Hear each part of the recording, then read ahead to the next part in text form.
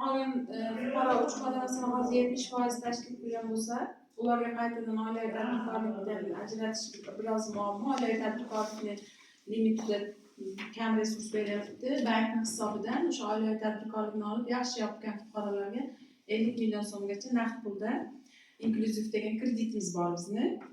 O'sha oilavidan olgan bo'lish kerak, yaxshi yopgan bo'lish kerak. Kafillik asosida ayollarga 24%, erkaklarga 25% dan beriladi. Naqd pulda beriladi 50 million so'mgacha.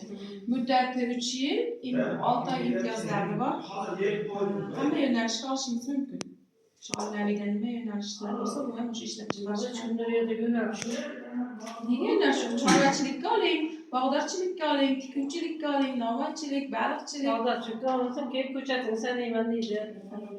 Sanayapsizda 50 million osmonga uchirib olmaysizmi? Ko'rsatasizda baribir. Chorvaga, hamma uyda chorva bor. Maydon bor. O'sha foydasi. E'lon kasar qurilishga beradimi? Qurilishga ham bor kreditlimiz. Ana, qayerga qurilishga? O'sha qurilishga. Uymi?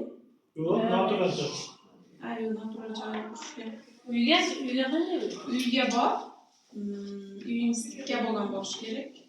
Usti yopilgan bo'lishi kerak. Qolgan remont. O'shadan gapiring,